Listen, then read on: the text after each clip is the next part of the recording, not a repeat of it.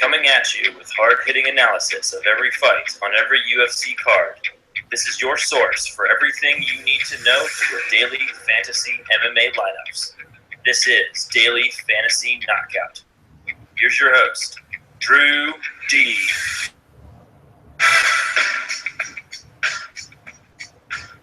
All right, folks, here we are again. Welcome to Daily Fantasy Knockout. Today we're going to talk about UFC Fight Night 87, Overeem versus Arlovski. I'm your host, Drew Dean. As always, I'm here with my co-host, Stonewall Stillman. Josh, how we doing? What's good, homie? Doing pretty good. How you feeling about that intro music? Yeah, it was all right. It could use a little polishing, but I liked it. It's a start. We're getting better every day. That's right. All right, you guys know the drill. We're going to go through every single fight on the upcoming card this weekend. It's actually on Sunday, I believe. That's right. Sunday morning, which will be a nice treat to end the weekend. So we're going to go through each fight, talk about what we think, how it's going to go down, and the best plays for Daily Fantasy Knockout or Daily Fantasy Sports, cash games, GPPs. Before we dive into that, I want to make something clear. Josh and I have agreed that when we do our research for these fights and make our opinions, we don't look at Vegas odds or the finishing odds, the props, until we broadcast this podcast. So everything that we say is genuine, is what we think, and we're not following Vegas. So without further ado, let's dive right in. What do you say? Sounds good to me. All right, our first fight of the evening is Willie Gates versus Yuta Sasaki. So I'm going to start with this one. Sasaki's going to come into this fight at 18-3-2.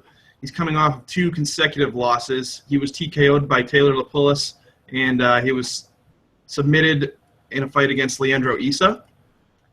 So looking at his striking, this kid he's a pretty creative striker. In his opening bout, I believe he fought Delorme in this fight. As soon as the bell hit, he ran across the cage at full speed and threw a flying knee. This kid is all about the highlight reel. He's all about flash. If you listen to some of his interviews, he's pretty cocky. I don't really like it. It doesn't really bode well with me. In order for him to be successful inside the cage, he needs a lot of space to unload his arsenal. He likes to strike from a distance. Where he gets into big trouble is if he's pressured up close. He eats a lot of damage, especially when he's breaking away from clinches and a lot of dirty boxing exchanges. He just eats a lot of punches. Lapoulis or Lapoulis, how do you say that? Yeah, Lapoulis. Lapoulis straight peppered this guy with elbows and uppercuts up against the fence. So that's obviously not his strong suit. He does not want to be up against the cage. And like I said, he doesn't really like to be pressured. So even if he's not being pressured up against the cage, if an elite striker is coming at him, he just kind of backs up. He doesn't really look like know what he wants to do. He just throws these like weak, feeble leg kicks, and he kind of seems lost out there. Moving on to his wrestling, if you look at this guy, he's really big for his weight class. He is not afraid to shoot for the takedown. He shot in against Lapoulis a few times. He was unsuccessful, but it might have just been a defensive mechanism to break up the striking exchanges and the aggression. I have noticed that if he does gain the back of his opponents, his favorite thing to look for is the guillotine. Every chance he gets, he tries to throw in the guillotine. On the flip side of that, he doesn't really like to be on his back. When he fought Issa straight smothered him on the ground and took away his space and all his opportunity, and he got really, really, really, really frustrated and flustered, and he kind of got off his game. In the clinch game, like I said, he likes to avoid the clinch. He's pretty much rendered useless when he's pressured up against the fence and up close. And bigger fighters and stronger fighters tend to outwork him and just kind of wear on him. Moving on to Gates. Willie Gates, he comes in at 12-6 in the UFC. Most recently, he's coming off a TKO loss to Dustin Ortiz. He filled in for this fight on late notice for Uncle Creepy, Ian McCall. And prior to that, he beat Daryl Montague via TKO. And before that, he lost via submission to John Moraga. Looking at his striking, he's a real dangerous striker early on in the fights. He does tend to fade late into his fights. As his opponent, he is very, very long. He utilizes his super long limbs to strike at range. If you look at this guy, his legs, I swear, are like 5 miles. The guy just has lengthy legs. He really likes to work his left jab and strong body kicks with his left leg. His hands are really, really quick. He likes to unleash them at will. And he comes with this powerful right hand. When he was fighting Montague, he popped Montague with this right hand. And if you see it on film, it looks like he glossed over him, but he stunned him, and Montague stumbled, and he's got some power in his hands. He's a good counter fighter. He likes to make adjustments with his feet. He has good footwork to make adjustments if he's getting outworked in any particular category. And I think his main advantage on the feet is that he can strike at range. The guy's 5'8". He has a huge reach advantage. He has a reach of 72 inches, which is probably going to outreach 95% of the people in his division. Looking at his wrestling skills, Dustin Ortiz kind of took him down at will, but I don't want to put too much stock into this. He took the fight on short notice, but it was pretty clear to me that Gates really didn't want to be on the ground. Even in the clinch, Ortiz worked him over. Ortiz was the smaller fighter, but same thing with Sasaki. If you get in his way, if you get up in front of him and take away that time and space, you got a good chance of beating this fight or winning this fight. So let's take a look at DraftKings. DraftKings has these fighters priced. Willie Gates comes in at $9,600. Sasaki comes in at $9,100. According to Vegas, Sasaki is a plus 125 underdog, and Willie Gates is minus 155, the favor. So I'm looking at this pick, and I thought about this one for a while, and neither one of these guys is really polished. Both like to strike from range and use their long limbs. Neither of them is comfortable on their back, so I don't see this one going to the ground.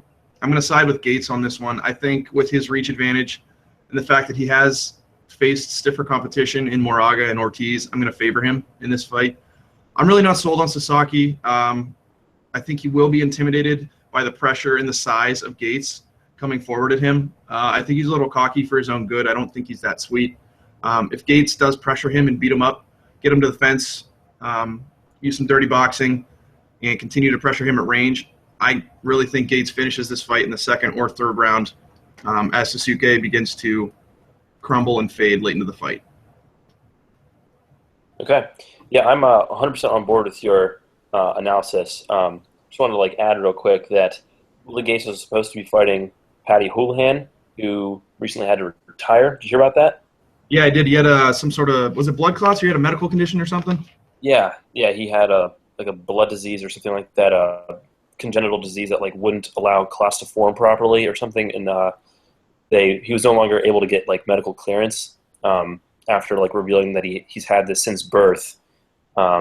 He's already fought in the UFC a few times, but now he can't get clearance. So what this means for the fight is that Gates is he's priced as a slight underdog despite being a minus 150 favorite. So you're getting a nice salary bump there, despite him being the favorite, and the fight likely to end inside the distance. So Gates makes a pretty solid tournament play, I think. What do you think about his chances in cash? Do you like him enough to roll with him in cash, or it's too much of a risk?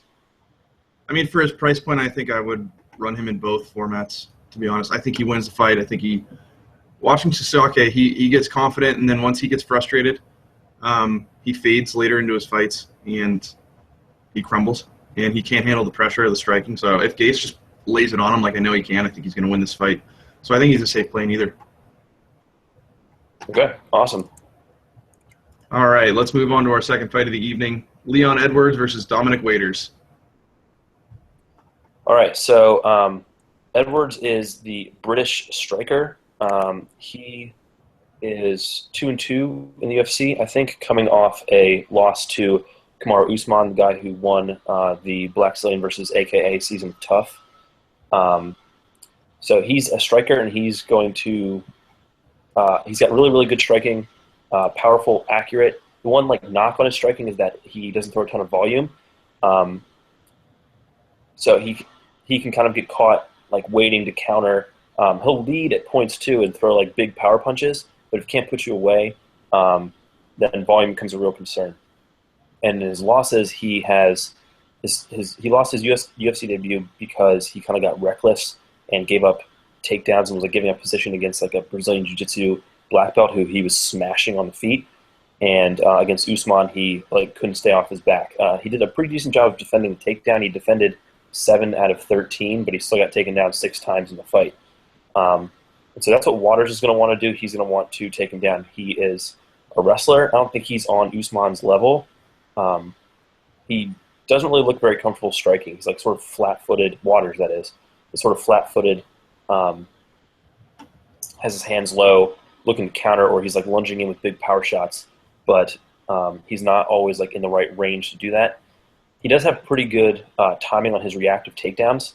If you look at his like UFC stats, he's got 100% takedown accuracy, which I think is like more based on the fact that he's only had 2 fights.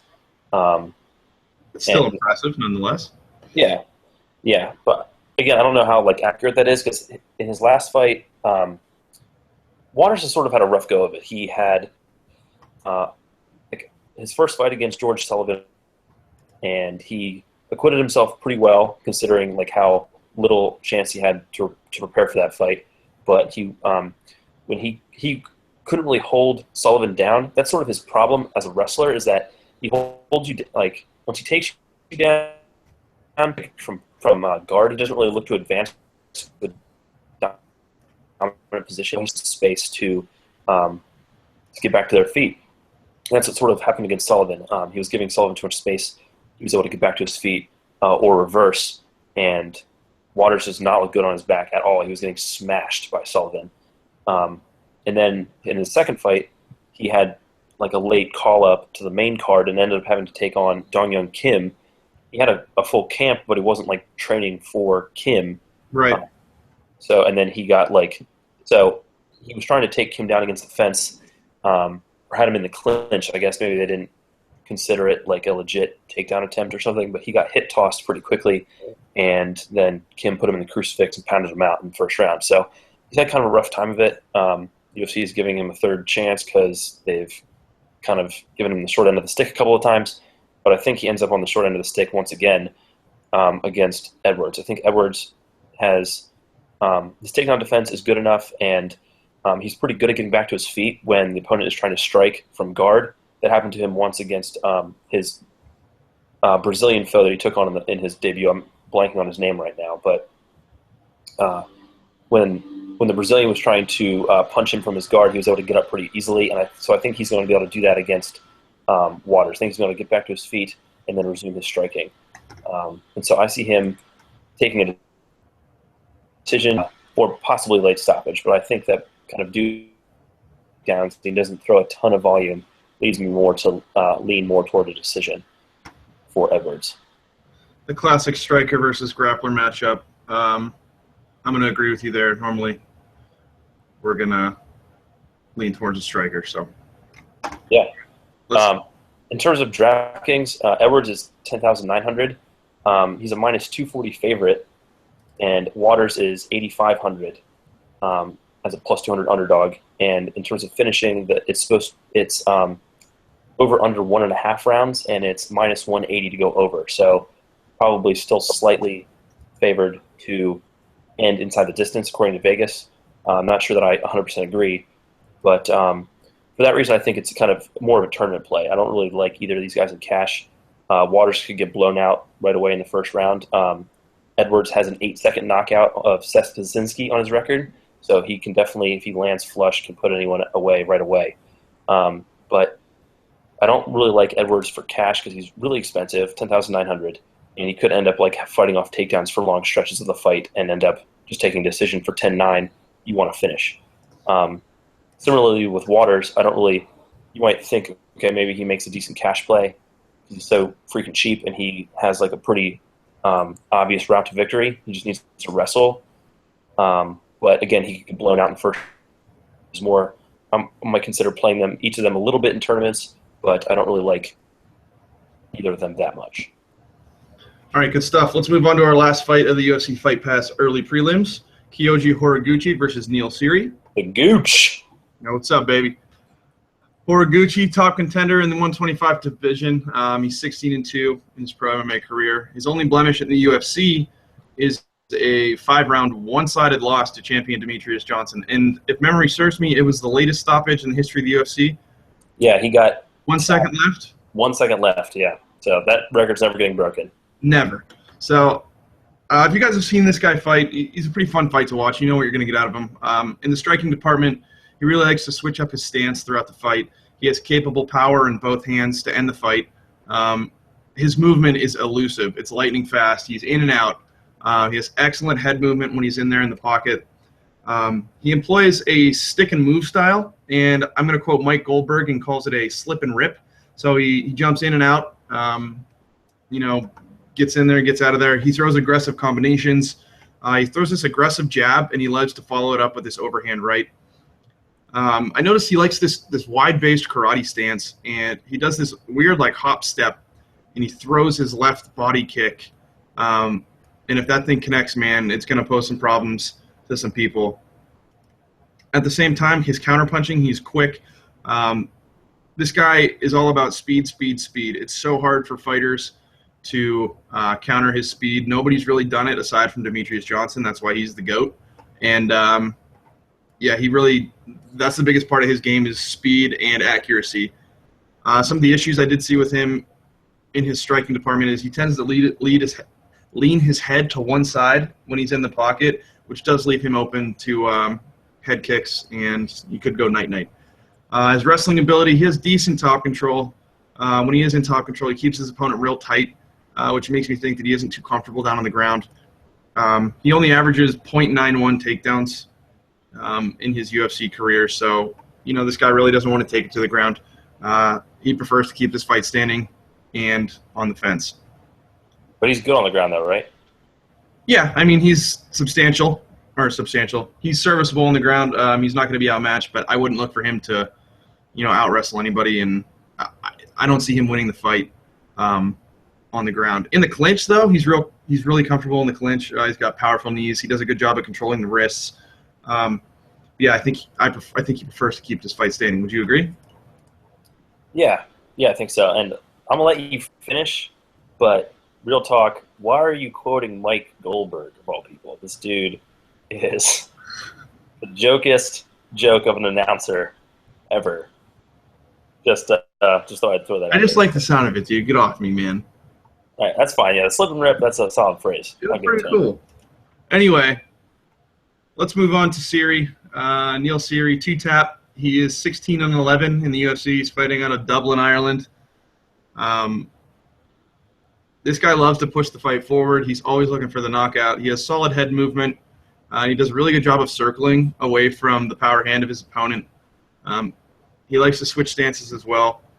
And this guy, I haven't seen much of this guy fight, and he likes to stand in the pocket and just throw bombs. There's nothing cute or fancy about his style. He just likes to get in there and box like a tough Irishman, man. His favorite punch is this overhand right that he throws. When he's in the pocket, though, he's going for broke, trying to knock people out. But I personally think his striking is a little sloppy. It's not as crisp and accurate. It can be wild, and he sometimes gets goaded into brawls, and he just starts to swing and throw these wild punches and stuff like that. On the ground, he is a purple belt in jiu-jitsu. He likes to constantly pressure his opponent. He prefers to get him up against the cage, just like Horiguchi does. He has this grinding style that's going to tire out his opponents. And when an opponent shoots in on him, his go-to move is to look for the guillotine every single time. If they do get him to the back, he does have good control. He limits the damage from the back. And like I said, he looks for that guillotine whenever he can. So, this pick, I'm always down for an Irishman, but I'm going to go with Horiguchi by decision in this fight. I think his striking and his body kicks are going to outstrike Neil Siri. Siri is not the most athletic guy. I think the speed and the elusiveness of Horiguchi is going to pose a bunch of problems for Siri, who I personally think is super, super slow and just he's fun to watch, but he's not that sweet athletically. Siri could end the fight. He has a puncher's chance if he catches Horiguchi, but I just think with Horiguchi's movement, his speed, his in-and-out tactics, I think it's going to frustrate Siri and lead to a lot of whiffs and whatnot, and I think Horiguchi's going to point himself to a decision victory. With that being said, looking at DraftKings, Horiguchi is priced at $10,700. Neil Siri is $8,700. Horiguchi is a minus 550 favorite in Vegas. Wow. And Siri is a plus 375.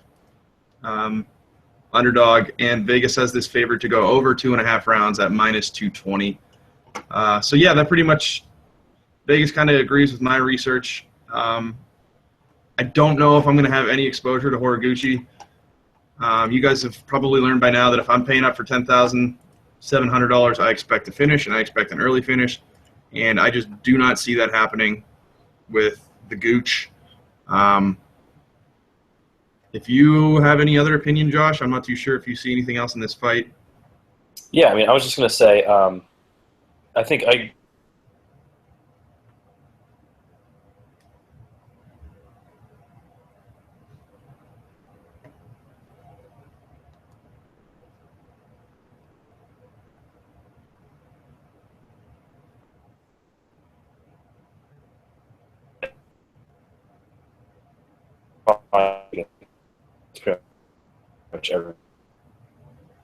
Everybody.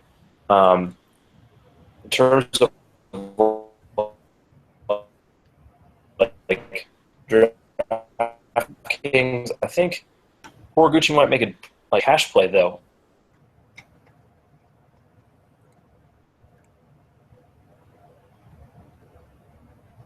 You were glitching on me there, man. I couldn't hear you. Sorry, I was just going to ask, what do you think of Horiguchi as a cash play? Or either of these guys as a cash play, actually, since it's fair to go the distance. Yeah, pretty cheap. That's a good point. Horiguchi could be a decent cash play. It is going to go the distance, and I think his output is probably going to be worth it. I don't know. I just don't see too much in Syria. I just think he's a brawler. He's going to wail and flail. I don't see him as a good pick. So I will have limited exposure to Syria in this fight. Okay. I was going to say, like, since Syria's under 9K and it's supposed to go to decision, and you think it's going to be a stand-up fight for the most part, you think, I mean, he's worth, like, bargain basement price for cash? I mean, I guess you're right. If you're looking for salary relief, he's probably not going to get you the win, but if he gets you 3 full rounds of, stand-up fighting, he's probably your best bet at 8,700. So that's a good point. Word. Yeah, I got another similar kind of play later on in the card. We'll get to it then. All right, good stuff. Let's move on to our next fight while we're at it. Oh, man, I'm going to butcher this one. Lightweights, Jan Cabral and Reza Madadi.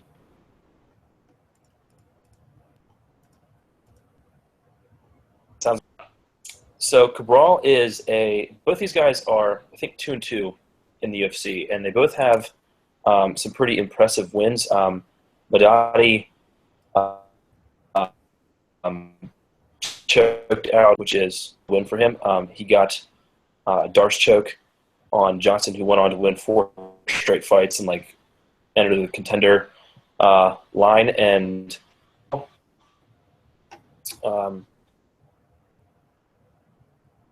recently he's lost to Johnny Case.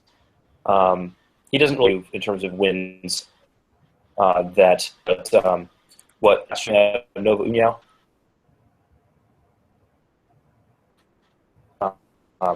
World champion.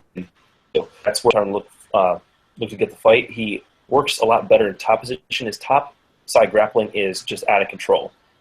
He is always switching to a dominant position, transitioning. While his opponent is moving around underneath him, he's looking for submissions, and he's never giving up top position to go for a low percentage submission that could end up with him on his back.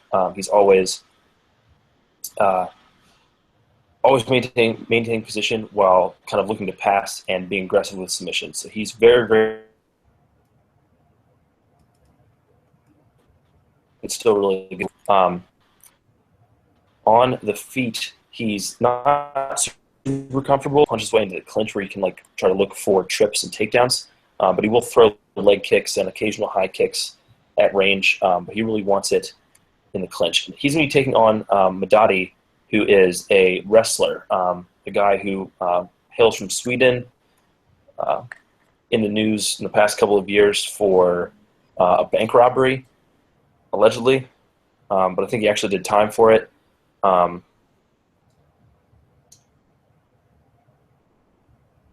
Yeah, so if I'm cutting in and out, I apologize. You hear me okay? Yeah, we're good. It's getting better. All right. Yeah, sorry about that. Hopefully it records all right. But anyway, Madadi, yeah, so he was out for over a year because he was in jail for this like robbery or whatever. He came back against Norman Park and lost a close decision because he couldn't get Park to the ground. Madadi is and Greco champion, national champion in Sweden. So he really likes to work top position also, and he's dangerous with submissions himself. I don't know that he's going to be at Cabral's level, but he's definitely going to be the one who's a little bit better on the feet. Not that he's super polished, but he likes to throw big looping power punches. He kind of keeps like a low stance to kind of avoid the takedown, but kind of, I don't know, ironically, when he gets attacked, he has a really, really high guard and brings his hands up really high, so that could leave his legs open for takedowns from Cabral. His chin is really, really good. He's never been finished. He ate a flush head kick from Johnson at one point. Like he was getting just like the moment that he took his hand off the mat, dropped him like he'd been shot. And but like once his head hit the mat or something, he woke up and was able to survive. So he's super durable. So this is going to be a pretty close fight. I think looking at the odds, Cabral's a minus 175 favorite and Madadi's plus 155 underdog. Cabral comes in at 10,200 on DraftKings and Madadi is 200. And looking at finish favored minus over 2.5 rounds, I think pretty close. That Cabral should be favored at close to 2-1. I think it's pretty close. And I'm having a hard time making a decision on this fight, but I think I'm going to go with the better wrestler. Neither of these guys really like to be on bottom. Neither of them are super comfortable there. I think Madadi's got slightly better wrestling, so I takes a decision. But if he plays around too much with Cabral on the floor, gets careless, or gives up top position going for a submission or something like that, he's gonna end up in trouble. As soon as Cabral gets top position, he does not give it. So it's gonna be close, but I decision. In terms of playing these guys, I don't know. I could see going with Madadi since he's 9,200 and relatively cheap, got a decent chance at a victory, but neither of these guys is prone to being finished. So I don't know that I really like it for tournaments. I think their submissions is kind of another for the most part. So I'm probably going to kind of stay away in tournaments, maybe play Madadi in cash since he's pretty cheap. Any thoughts? No, I think I would agree with that. You're kind of cutting out there, so I didn't hear all of your analysis, but I'm just going to agree with you. How about that? All right. I need to get get that fixed. Sorry about that. Hopefully it comes out okay. That's all right. All right, let's move on to our next fight of the evening. John the Super Saiyan Tuck versus Josh Emmett. I'm going to dive into this one. Josh Emmett, he was a late fill-in for Nick Hine. He's undefeated at 9-0, and he fights out of Team Alpha Male with Uriah Faber and Chad Mendez. Whoever else is left, I have no idea. There isn't much footage on him, but you kind of know what you're going to get with a Team Alpha Male guy. Some guy with a motor who's going to, work his wrestling, be aggressive. From the limited footage that I've seen, his striking, he has tremendous power in his hands. He's super explosive when he comes forward. He's a really good boxer, really polished, technical boxer. He likes to work in a wide array of leg kicks, and everything he throws has huge power. There's no feelers out there. This guy throws strikes to hurt you. He does a really good job of dipping under strikes, and he counters with a powerful swinging right. An issue that I saw with him, though, during those exchanges is he really likes to keep his hands low, and that always comes back to haunt fighters. In addition to that, he does a really good job of changing levels and angles as he throws punches to keep his fighters or his opponents guessing. Wrestling, you know what you're going to get. He's got good ground control. He's a high-level grappler. But I really haven't seen any footage of him on his back or his ground defense, so I really can't speak to that. Have you seen anything? No. Okay. John Tuck, he's coming in at 9-2 in his pro MMA career. With a chance to like. You there? Sorry, man. Did I cut you off? Yeah, I think so. Anyway, John Tuck, he's 9-2 in his pro MMA career. He's a UFC veteran. He's alternated wins and losses back to 2012. Most recently, he submissioned Tai Hyung Bang in a performance of the night. He's actually the first UFC fighter from Guam. Looking at his striking, he's an elusive striker. He works a nice jab to keep his opponents at bay. He has this really cool overhand right that he throws in with a head kick combo. He's a world champion in BJJ. His ground game is where he wants to go. That's his bread and butter. There's really not much else I can say about him. I'm looking at the website I use for lines, and I can't see it. I don't know if they haven't released it yet, or have you seen the odds for this fight? Yeah, I got you. I go to bestfightodds.com. Shoot. Actually, you know what? Crap. Hang on. No, wait. I have it. I see it. John Tuck is a -130 favorite, and Josh Emmett is +100. DraftKings, they're priced at Tuck comes in at 8,600 and Emmett comes in at 9,700. That's really strange. Yeah, because Hein got pulled off the card. They had already released prices. Right. So that's right. Yeah, so I'm going to go with Tuck in this fight just because he's the experience. He's got the experience. I tend not to jump on board with last-second fill-ins, especially if they're new to the UFC. Kind of glossed over this fight, sorry to you guys out there, but I'm going to go with John Tuck in this fight, and I wouldn't be opposed to throwing him in because he is 8,600 and he is favored in Vegas, so there's a lot of value to be exposed there. In terms of a finish, I'm not really sure where this is going to go. Team alpha male guys are always tough as nails, so I don't know if a finish comes, but maybe this is a cash game play to get 3 rounds out of him. What do you think? yeah, I mean, definitely. Anytime you can get a favorite that cheap, I mean, you gotta have plays on them for sure. Just, I mean, not that they always work out, but statistically, you just kind of just keep rolling the dice, and you should be coming out on top. Or is priced at under 9K. So I think you're probably okay to roll the Tuck in tournaments or in cash, just because of how cheap he is. All right, sounds good. Let's move on to the next fight of the evening. Magnus Sedenblad and Gareth McClellan. Okay, so Sedenblad is pretty good grappler. This is another, like, maybe they could build it as a striker versus grappler matchup. Gareth McClellan comes out of South Africa. He comes from the same EFC promotion that spawned Huron Potts and Cyril Asker, heavyweights who are collectively 0-4 in the UFC. McClellan is 1-1 in the UFC.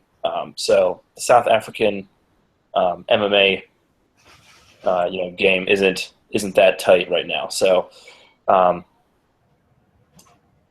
McClellan has a karate background, apparently, but I haven't really seen much of it in his UFC debut. He doesn't really, or in his UFC tenure so far, he doesn't do a very good job of maintaining distance. So he can't really uncork the strikes that he kind of wants to. And movement in his debut against Bartosz Fabinski, he was going for like all these crazy strikes, like an upward elbow, like he's Anderson Silva, and head kicks and lead uppercuts and stuff. Instead of circling away from the fence, Fabinski was able to take him down 10 times in their fight. And Fabinski's usually a welterweight, not a middleweight. So McClellan's wrestling isn't very good, and he's got most of his wins by submission, kind of ironically, given that he's supposed to be a karate guy. I think he's a purple belt in Brazilian Jiu-Jitsu, if I remember correctly. But in any case, so he's got most of his, purple belt. Most of his wins by submission, so he's comfortable mixing it up on the ground, but because his wrestling is so bad, he ends up on his back more often than not. And that's going to be a problem against Sedenblad, who is a big middleweight. He has reach advantages over pretty much everybody. I think he's like 6'4", and he's going to have a 7-inch reach advantage over McClellan in this fight. He comes out of the All-Stars Training Center that Alexander Gustafsson trains out of. He's really not very good on the feet, so McClellan should have an advantage on the feet there. He's like sort of awkward. He's powerful and strong and throws like front kicks to kind of keep range, but what he's really good at is transitioning into the clinch. And once he gets the fight into the clinch, he's really good at transitioning to the ground, where he is excellent. He's a very, very good scrambler. Is very lethal against, drawing a blank on his opponent, Jared Heyman. That's who it was. He snatched the guillotine and rolled immediately into a mounted guillotine and forced the tap like instantly. So he's a very good grappler, and given the fact that McClellan ends up in grappling battles more often than is good for him, and he seems content to do that, I favor Sedenblad in this fight. Even in McClellan's second fight against another wrestler in Bubba Bush, he was beating on him in the second round at the end. McClellan was beating on Bush at the end of the second round after. And at the beginning of the third round, rather than stand with him, he took him down. McClellan took Bush down again right away and kind of like grappled with him for a while before eventually pounding him out. So McClellan's too content to grapple, in my opinion. So I think Sedenblad takes this by submission inside the first 10 minutes or so. You want to run us down with the prices? Yeah, I got you, player. All right. If you're eating, I got you. Hang on 1 second. No, I got you. I'm good. Just a little protein bar. Sedenblad is priced at $10,600. McClellan comes in at $8,800. Sedenblad is a minus 300 favorite in Vegas, where McClellan is plus 220. And they have the over-under set at 1.5 rounds, favored to go over. Okay. But still, 1.5 rounds. If that's the line, then it's favored to finish, maybe in the later rounds. Yeah.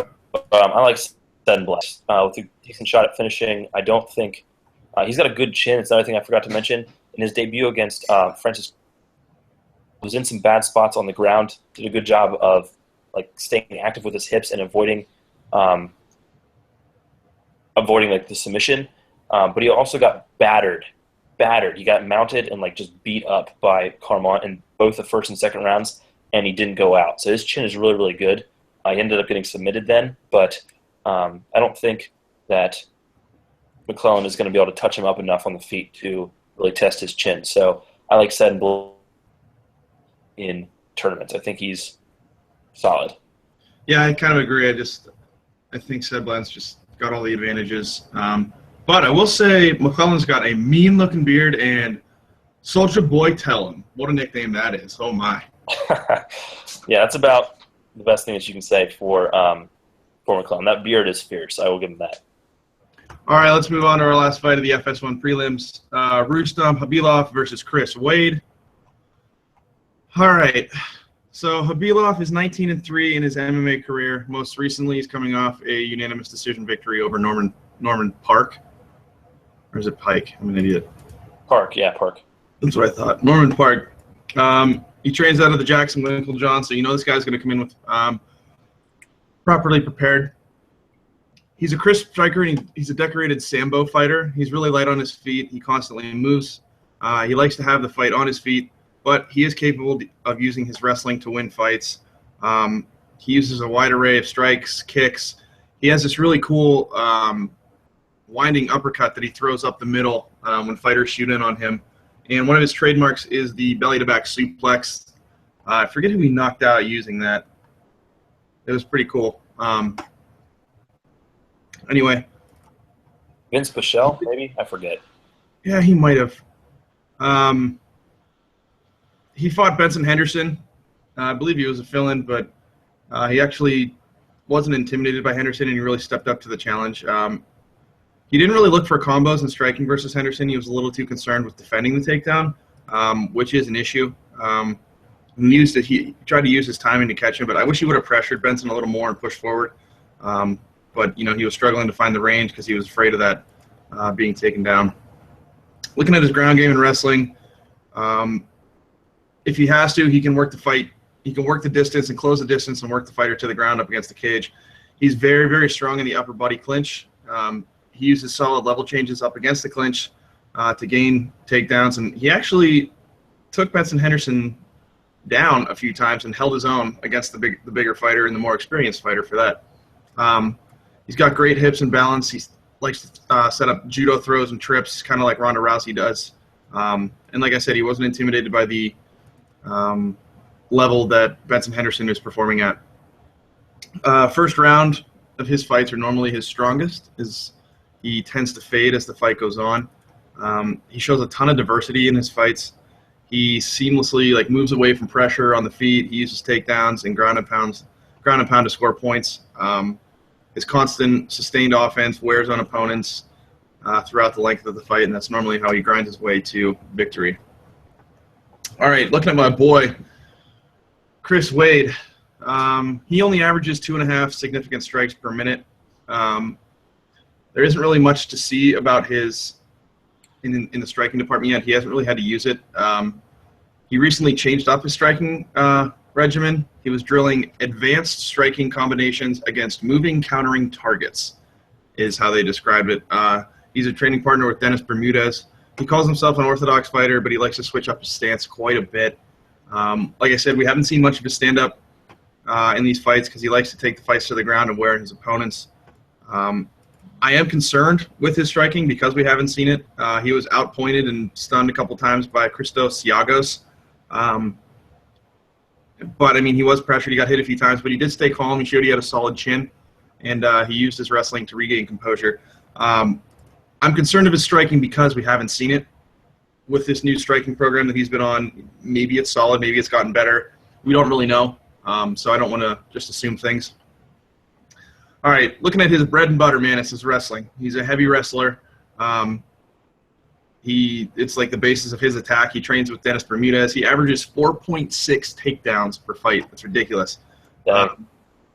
He likes to wear on his opponent in the clinch. He has awesome judo throws. When he gets his opponent to the ground in top control, he has great control. You're not getting out from it. He's all on top of you. He's super athletic. I think he's much more athletic than Havilov, in my opinion. But he leans heavily on that wrestling to dictate the pace of his fights. He doesn't let the fight, get out of hand. He keeps it at his pace, keeps it in his direction where he wants to keep the fight. And that's a really big skill for up-and-coming fighters. And if he is threatened by strikes on the feet, he has no problem changing the levels and shooting for the takedown. Up against the fence, he's stifling in the clinch. He does a great job of wearing down on his opponent, using his Olympic wrestling, and he just doesn't seem to let up. And with that being said, his gas tank is not an issue.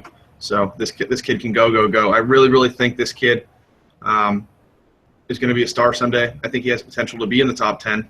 So that's why I am going with, well, let's look at Vegas first. How about that before I blow your mind? Vegas has this fight, Chris Wade, plus 160 underdog. Rustam Habilov, minus 200 favorite. DraftKings has Habilov at 10,400 and Chris Wade at 9,000. I'm going to go with Wade in this fight via decision. I believe this kid has the potential to be a top 10 guy. I think if Habilov wants to win this fight, he's going to have to rely on his wrestling and his ground and pound, and I just don't see that happening against Wade. It'll be interesting to see what sort of striking Wade brings to the table, but I think this fight goes to the scorecards, and I think Wade wins it via takedowns and pressuring him on the cage and damaging his fighter. So I'm going to go with Wade via decision. Okay. Who do you like for DraftKings? It sounds like with Wade only being 9,000 that he could be a play in either format, especially with this fight supposed to go the distance. He could be another cheap cash option or cheap tournament option for that matter. Given that you think that he's actually going to win, one of those 9,000 or under fighters, he's the one that you think that's most likely to win, other than maybe Tuck.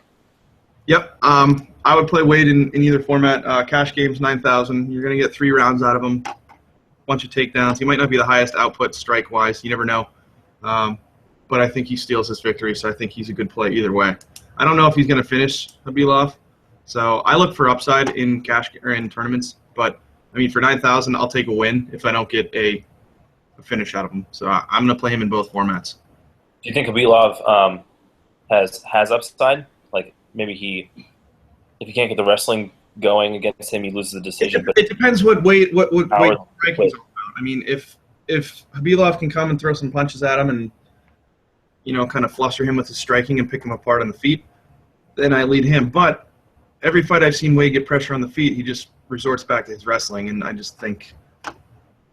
think this is Wade's fight. I think it's a bad matchup for Khabibov. Okay. Sounds good. All right, let's move on to our first fight of the main card. Man, Karolina Kowalczyk. I don't know. Kowalkiewicz and Heather Jo Clark. Yeah, so Kowalkiewicz, Karolina. I'll probably just call her Karolina from here on out. Word.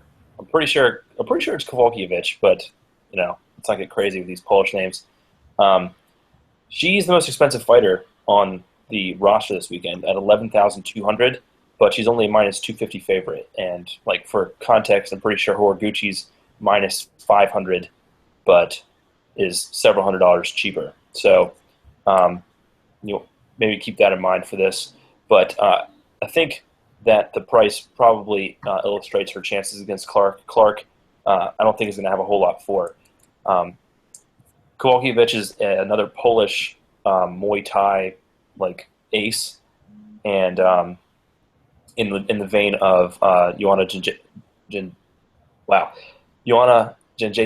I'm probably not even saying that right, but anyway, Karolina's like got that level of Muay Thai. She doesn't have the same power, maybe not quite the level of Joanna Champion, but she's very, very good Muay Thai, very, very high output, and has great cardio to kind of keep up a high pace for the entire fight. She throws really straight punches. She doesn't mess around with like hooks and uppercuts too much. Her like go-to combo is like the 1-2-1-2 or 2-1-2-1. She's just throwing straight punches in your face all the time.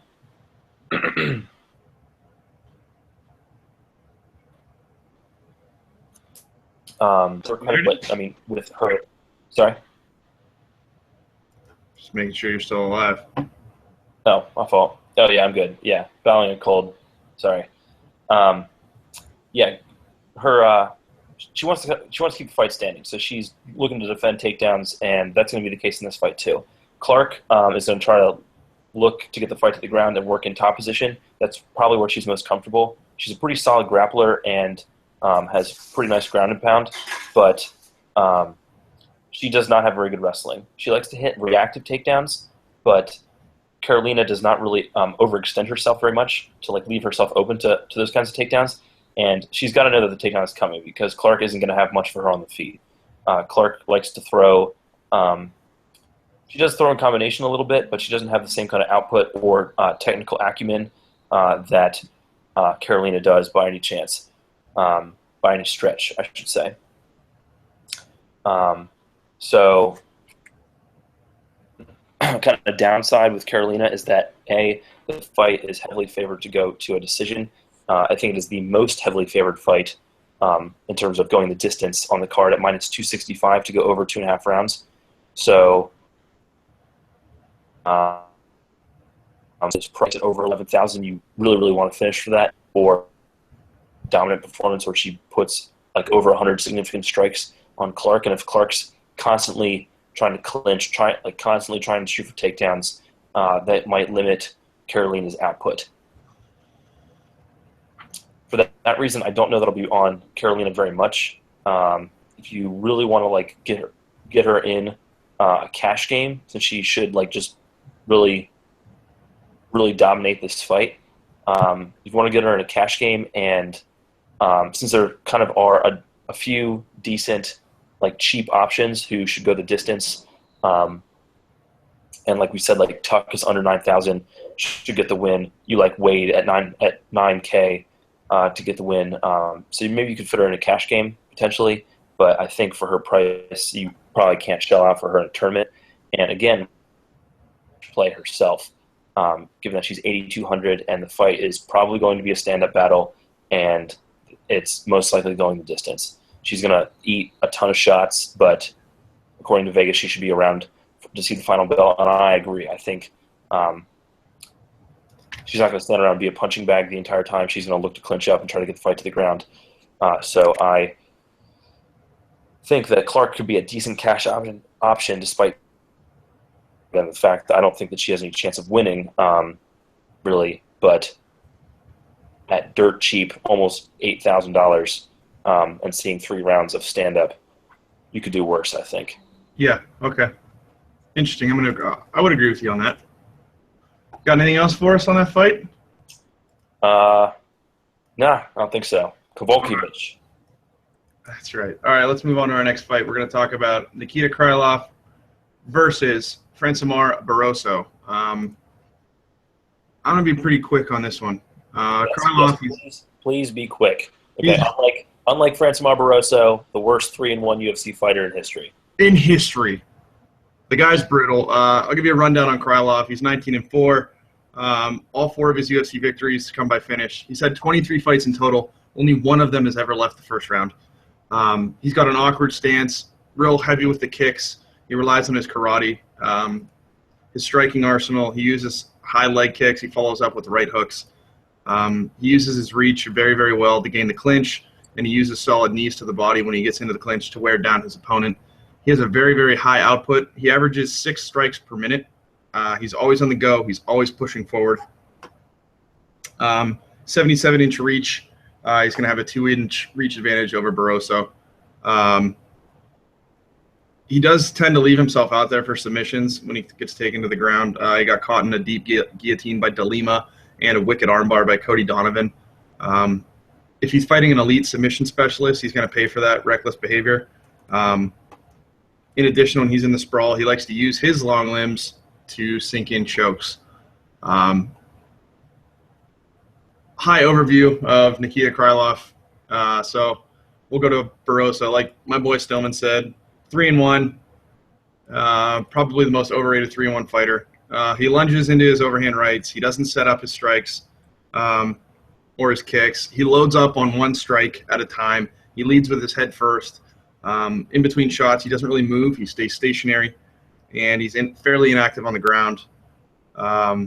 He gained top control in his previous fight, and he did nothing to pass guard. He just kind of sat there and chilled.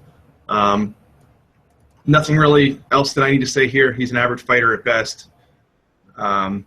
So with that, I'm going to say Krylov finishes this fight in the first round.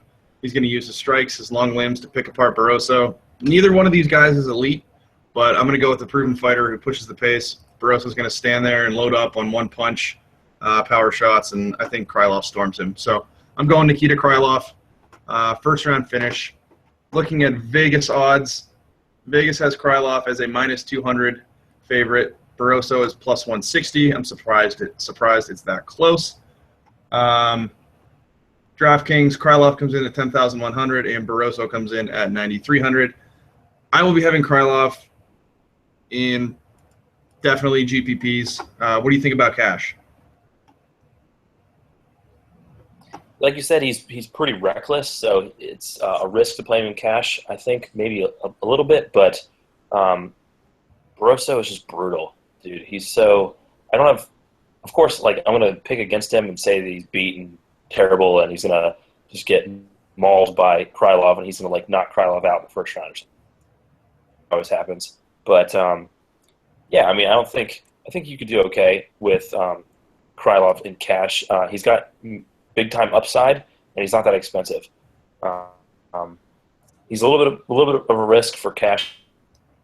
I think I'm off Barroso altogether. I mean, I don't know. Maybe you should play him in like in a little bit of your tournament lineups, but I'm gonna have a hard time doing that. What do you think? Yeah, I'm gonna fade him like the plague. I won't touch him with a 10-foot pole. He's brutal to watch. I struggled to watch the film on him, and I hope to never watch him again. I'm sure he's a great guy, but say that again. I'm sure he's a really good guy, but like I just. Oh man, yeah. Right.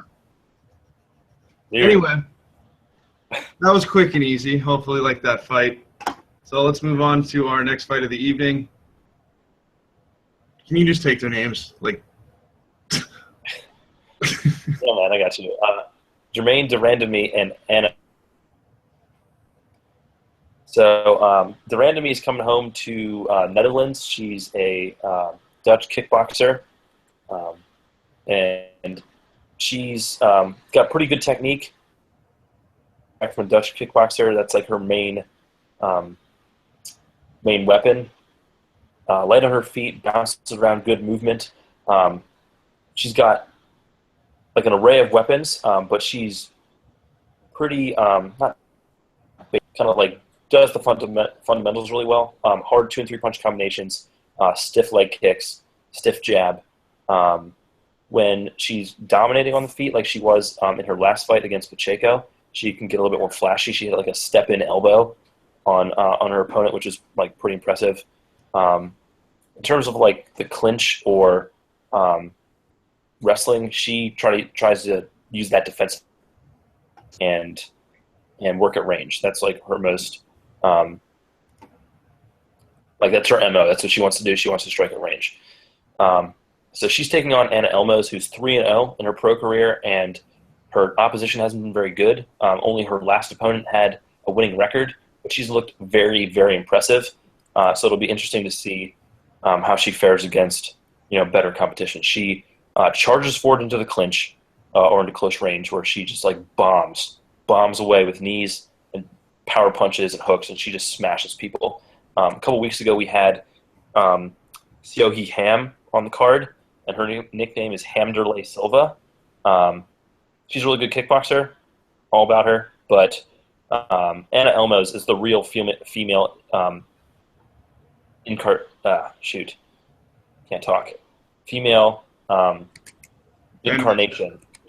There we go. Female incarnation of Vanderlei Silva. Anna Elmos, she is the female axe murderer. She comes forward, once in the clinch, wants to just mash people. She looks to try to, like, when she gets to the clinch, after she's done beating you up, she looks to trip you to the floor, where she can get on top of you and beat you up some more. This is going to be a really good fight, I think. Both these girls are high output, high action.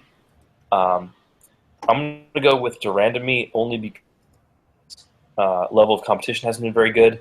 She's stepping up to the big leagues, so we'll see kind of how she does. Durandamy's fighting in her home country for the first time.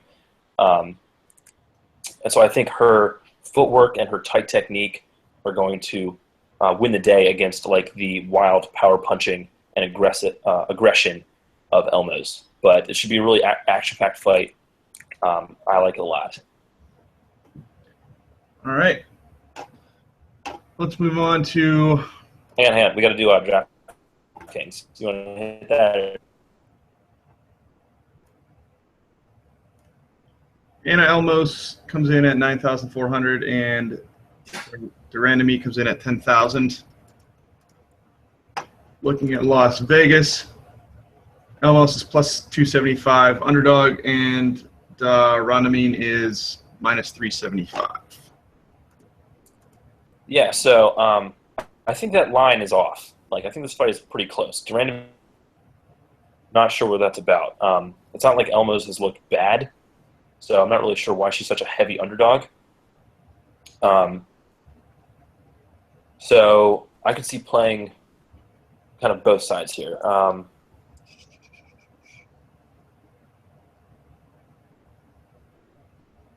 I think we get a lot of scoring just because it's going to be a big-time striking battle. So I don't think either girl would be a terrible play in cash. I think we get a lot of output, a lot of points. And it's kind of a coin flip to finish or not. So, maybe like Durandamy a little bit more in tournaments because she's kind of heavily favored. But I could see playing either lady in cash, given how much output Elmos is better than that line indicates. All right. Good to move on? Yeah. Sorry. You're cool. All right, let's move on to one fight I'm actually looking real forward to, Albert Tumanov versus Gunnar Nelson. Albert Tumanov, he's ranked 13 in the UFC. Al Einstein. What's that? Al Einstein. That's right, baby. He comes in at 17-2. He's riding a 5-fight winning streak. This guy's got a lot of power in his striking. He has very refined technique. He's very skilled in the striking department. Very efficient. He throws fluid combos, and he's a master of sports in boxing. So he has that designation. He's a great counterpuncher. He really likes his left hook, this front head kick combination. It's one of his go-tos. He likes to mask a lot of his high kicks behind his punches. In the stand-up, he mixes up his jab, his hooks, his uppercuts, and he makes it very, very difficult for any opponent to know what is coming. He did this exceptionally well against Alan Jobin when he rocked him with a head kick and finished him off with accurate uppercuts and hooks. His boxing is just beautiful. If you appreciate boxing technique, this is the guy to watch. He really relies on his striking, but he uses great footwork. For example, against Lorenz Larkin, and he chopped down the leg. He chopped down the lead leg with his footwork and was throwing kicks out of nowhere to just chop Larkin's leg down. He had no answer for it. His gas tank is not a question. He's got great heart, great will. He's known for coming back. He's one of those fighters where once he gets tagged once, he gets his head in the game, and he comes back stronger. So he's got great heart. His conditioning's never been in question. I haven't really seen any footage of his ground game. Judging by the footage that I have watched, he wants to keep this fight on his feet. And Joe Rogan has made numerous points throughout his commentary that the key to beating Tumanov is taking him to the ground. All right, let's move on to my boy, Gunnar Nelson. He comes in at 14-2-1. He's 5-2 in the UFC. Most recently, he's flip-flopped wins and losses, dropping 2 decisions to Rick Story and Damian Maia. His striking, he has huge power in his hands. In his fight against Brandon Thatch, he threw this lightning-fast 1-2 combo that dropped him. He fights out of an open stance, and he tends to keep his hands low, which is not the smartest. I always preach against that, but for some reason it works for him. In his fight against Rick Story, he got really frustrated with the tireless work rate. Story was throwing diverse combos, leg kicks, body shots, just never really gave up, just kept coming and coming and coming. He was dropped by Rick Story, but Rick let him get up to his feet because he knows he doesn't want to mess with him on the ground, and he was picked apart again. He's never really in a hurry. He kind of is a calm, confident fighter. He waits for his opportunity to come. In terms of output, he's a low-output fighter. He only averages 1.82 strikes per minute, but at the same time, he's very accurate. He strikes at a 56% accuracy rate. Looking at his wrestling and his jiu-jitsu, he's competed against elite-level jiu-jitsu and ground game specialist in Damian Maia. He did get beat up pretty bad by Maia. Maia really dominated, but Gunnar was skilled enough to survive, and he didn't get finished. He showed some glimpses of offense, but when you're rolling with one of the best in the world in Damian Maia, there's not really much chance you have. He was patient on the ground. His ground game is spectacular. His technique is excellent. He holds positions very, very well when he's in control. You can't make a single mistake against this guy on the ground. In his fight against Story, it was kind of concerning to me that he didn't try to get the fight to the ground. Tumanov is more polished on the feet than Story, and the key to beating him is to get it to the ground. So Gunnar needs to take this fight to the ground, and I hope he doesn't follow the same game plan he did with Rick Story. This is kind of surprising. He only averages 1.38 takedowns per fight, and he really needs to up that number if he plans on taking Tumanov to the ground. That was kind of surprising to me. So the pick, Gunnar Nelson, he's always been one of my favorite fighters. If he does get the fight to the ground, I think he storms Tumanev. I don't think Tumanev has a shot if he gets this fight to the ground. But like I said, what frustrates me the most about Nelson is he doesn't shoot for takedowns against strikers. He relies on counter-punching. And as much as this pains me to say, I'm going to go with Tumanev in this fight. Nelson has struggled in the past against high-output fighters. Tumanev averages 4.5 significant strikes per minute, so he's always bringing the heat. I'm definitely going to have exposure to Nelson because if he does get this fight to the ground, maybe on like a counter or something, or gets him up against the fence, I think Nelson finishes the fight. But based on his previous performances against strikers and high-level output guys, I'm going to have to unfortunately go with Tumanov via decision. So looking at Vegas, let me get through Vegas here first. Vegas has this fight, Albert Tumanov minus 180 favorite and Gunnar Nelson plus 150. DraftKings has Gunnar Nelson at 8,900 and Tumanov at 10,500. What do you got for me? I'm all about your analysis. I'm on board with that. I think you're spot on. I think they both make decent tournament plays. With Nelson being under 9,000, if he gets the fight to the ground, like you said, he could wrap it up pretty quickly. And Tumanov isn't. He definitely has that upside. Even if it goes to a decision, I think he racks up big time points as he just beats up Nelson on the feet. So I think it's a pretty good tournament play. Or do you think? Do you like it better for cash? What are you thinking? Yeah, I like Tumanov for cash. I like Gunnar better for tournaments because I think if he gets the fight, if he wins the fight, he's gonna finish it. I don't think he's gonna outstrike him, and so I'll definitely have exposure to both. Gunnar Nelson's my dude. Agreed. All right, let's move on. Our co-main event of the evening: Stefan the Skyscraper Struve versus Antonio Bigfoot Silva. This should be pretty cut and dry. Everybody knows what we're going to get here, but we'll run over it quickly for you guys. You think it's going to be cut and dry? Well, I mean, you guys know what you're going to get with these heavyweight fights.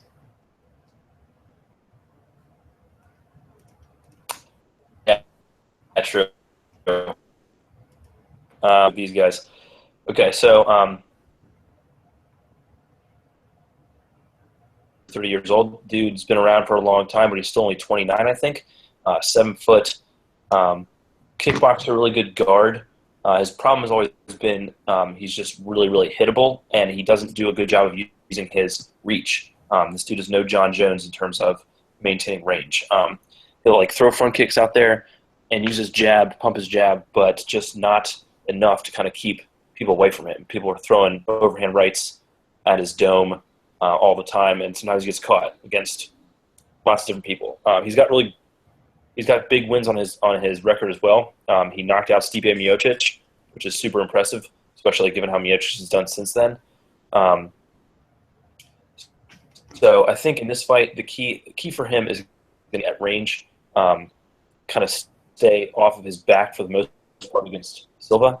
Struve's pretty good off of his back, using long limbs to kind of wrap up. But Silva's definitely just maul with those size fists. Got big power. A lot of people are sort of writing him off since the TRT based on a whole bunch of fights.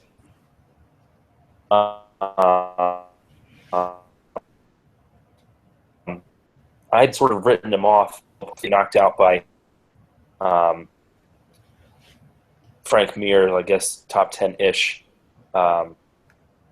Cain Velasquez. All these guys are running through him, so maybe he's just not a top 10 heavyweight anymore. But against maybe lower tier guys, he fought off the takedowns of Pelele and put him away with punches. So maybe he's still capable of doing that kind of thing. He did that in a clinch. And he's going to have a hard time beating up Struve in the clinch just because Struve is so freaking tall. When he's not going to be able to punch him in the face when Struve does a really good job of kind of grabbing a tie clinch and holding guys to his chest so they can't really reach up and punch him. But he'll need to be careful of giving up takedowns too much in the clinch because, like I said, Silva's best when he can get on top. I think that Struve is wily enough to. I don't think that Silva is the same kind of top position, has the same kind of frightening top position that Alistair Overeem does. Overeem did a really nice job of jamming Struve up against the fence and jackhammering away with punches until he put Struve away. And I don't think that Silva's got that same kind of athleticism to be able to pull that off. So I favor Struve here, but I mean, he could definitely, obviously, heavyweight fight. These guys could, but I think he's going to kind of beat up Silva at range, and then Silva's going to kind of try to clinch and try to beat him up in the clinch or on the ground.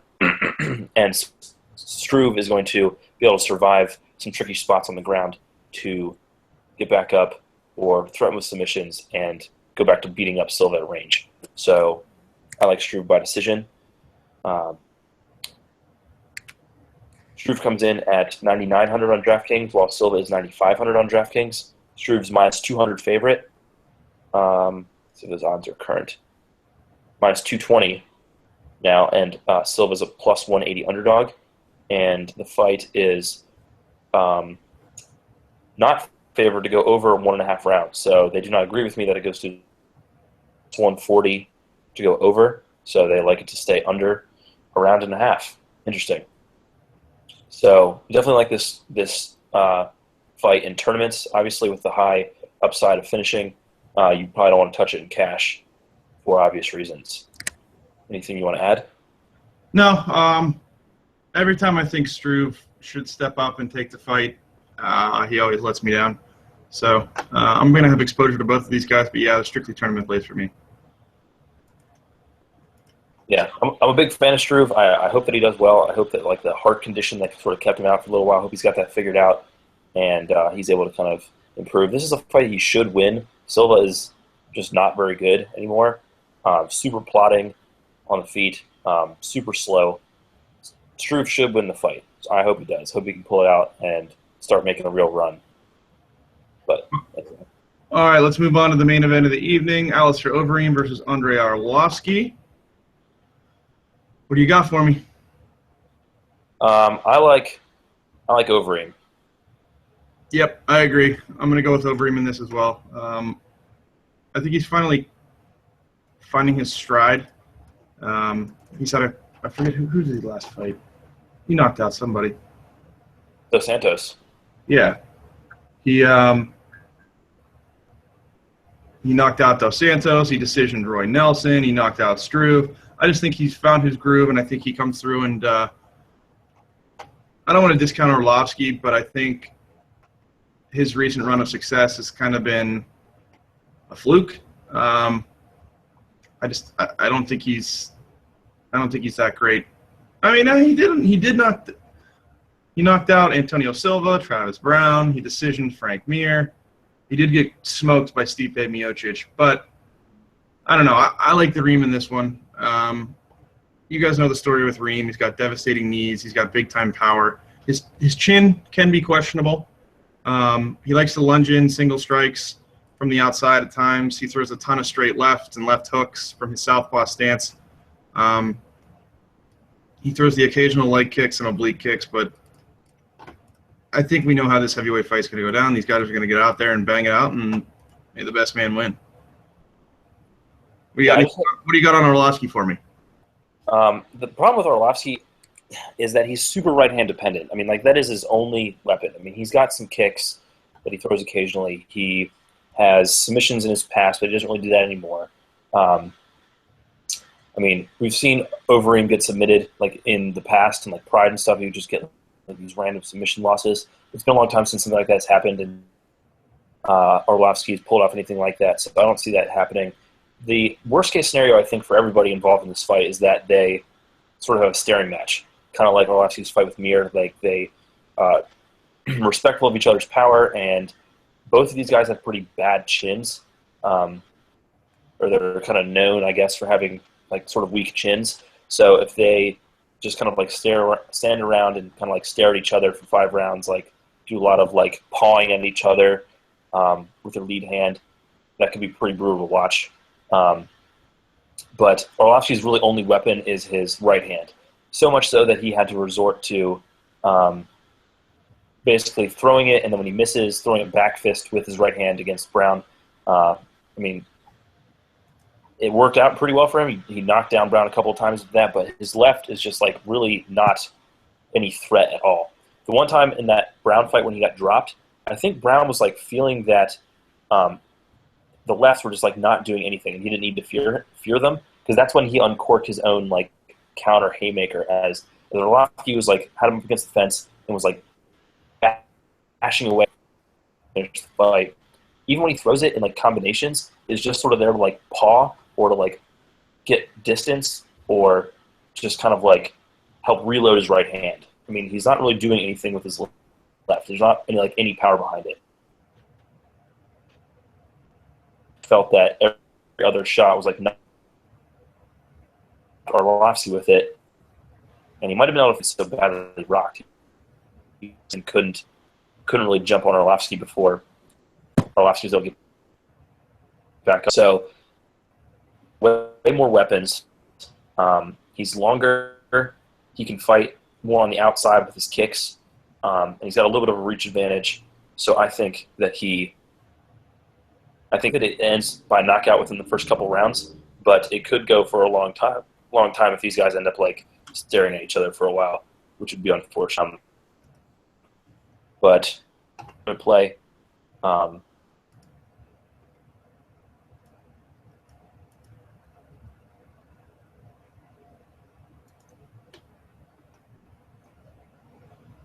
I'm ready.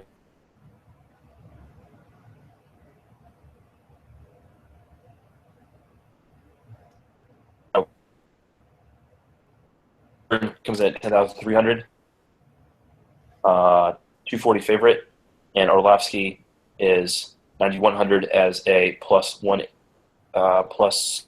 200 underdog. And the fight is favored to go over 1.5 rounds by plus one. Actually, I guess not favored to go over 1.5 rounds, plus 110 to go over, minus 130 to go under 1.5 rounds. So Vegas likes this fight to finish. And I do too. So this is a tournament play. Stay away from it in cash. I favor Overeem despite him being think that he earns that with that first round knockout, but you should have some of Arlovski as well in case he can pull the upset. You with me, man? I feel you, dude. I like where your head's at. I'm going to go with Overeem in this one as well. Strictly a tournament play. All right, so should we recap our scoring from last week? Yeah, I was just going to dive into that. That wraps up our fight analysis. This is the part of the show where we go over our bonus picks. We pick the lock of the night, the fight of the night, and the stone cold stunner of the night, and the bathroom break of the night. So our scoring system is as follows. You earn -1 points if you get the lock of the night incorrect.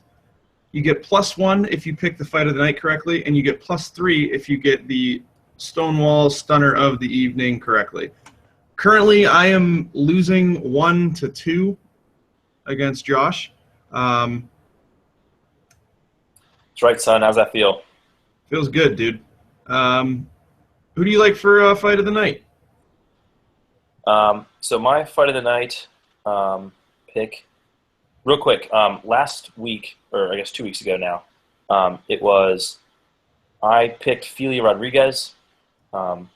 You picked Pettis Barboza. It ended up being Danny Roberts and Dominique Steele was the fight of the night. We both had our locks. I picked DJ, you picked Jones. You all stunner, which was Steele knock out Roberts in the first round. He almost did, but ended up losing it. There was that Escudero would beat Lee, and he almost did also. That fight was really, really close, but Lee pulled it out. So we were close on our stunners. My fight of the night this weekend, this Sunday, is Durandamy and Elmos. I think those two ladies are going to just fire away at one another with reckless abandon for as long as it lasts. I think there's some good fights in this card, but there's a lot of guys who are should blow the other dude out of the water, or it could end really suddenly without a lot of back and forth. I think we have a lot of back and forth in this fight. What do you think? I'm going to go with Tumanov versus Gunnar Nelson. I think these guys are just going to go back and forth, whether it's on the ground or in the stand-up. I think it's a war. So I'm going Tumanov versus Nelson. Next, our bathroom break of the night, as I always like to describe. This is the fight where if you go to the bathroom, you're probably going to have more fun in the bathroom than you are watching this fight. So I'll go first. I'm going to take Khabilov and Wade. I just think it's going to be Wade wrestling him to the ground in a snooze fest. I don't see much live action coming out of this fight. I sort of see the same kind of thing from Madadi and Cabral. I think it's kind of a grappling fest, and they sort of negate one another for a lot of it. We could have some really exciting grappling, but I think it's going to be more of a snoozer. I think they're sort of going to negate one another. So Madadi and Cabral is my bathroom break fight of the night. All right, our lock of the evening is the fighter that we think is guaranteed to win. I'm going to go with Nikita Krylov. Okay, you're really hating on Barroso. I feel you. I'm going to go with the Gooch, Kyoji Horiguchi. They shut down the streets of Tokyo for this boy. He's gonna run it against two-tap Siri. All right, good stuff. And finally, the Stonewall stunner of the evening. I think you're going to go first. Oh, yeah? No, I'm going first. I'm still My thinking. Stonewall stunner of the evening, Antonio Bigfoot Silva knocks out Stefan Struve in the first round. Okay. All right. I was going to say, knocks out Stefan Struve, that isn't that much of a stunner. You put it in the first, all right. I mean, still not super stunning if that happened, but if it's got to be in the first, I'll allow it. Shoot. What would be my stunner? Can I say Karolina Kowalkiewicz? Karolina Kowalkiewicz finishes Heather Jo Clark. Is that a stunner or no? Because she's such a big favorite. No, that's kind of beat. It's the fight most likely to go to the judges, according to Vegas. Well, give me a time frame. All right, so I got to give you a round? Yeah. All right, I'll say inside 2 rounds. Okay. Is that fair? First 10 minutes. Yeah, that's fine. All right. Word. All right. In other news, DC, John Jones headlining UFC 200. That'll be fun. Looking forward to that. I can't wait to analyze that fight card. That is going to be an awesome card. Conor McGregor keeps digging the hole deeper and deeper like an idiot. Pretty standard. Yeah, I don't know why he's doing it. He's dumb. We don't really have any emails today, so as always, keep sending us your emails. dailyfantasyko@gmail.com. Follow us on Twitter @dailyfantasyko. You have anything else for the masses? Follow us, share us, retweet. Help your boys out. Yes. Rate, comment, etc. on iTunes, wherever you get your podcasts. Help us out. Yeah, I was just going to say, I'm really looking forward to that UFC 200 weekend. That's the weekend. There are 3 cards in the same weekend. Thursday, Friday, Saturday. So we got to think of something like big to do for that weekend, like one giant or something for that weekend. I was just going to say, if you want, my main card preview is up on my blog page, which is RoadGrinders profile /JDS86. That is my username on RotoGrinders. My main card breakdown is there if you want, and my undercard preview will be coming soon. You can always find the link to the podcast there as well. So for my boy Diener, I'm Stonewall Stillman. We out. Peace.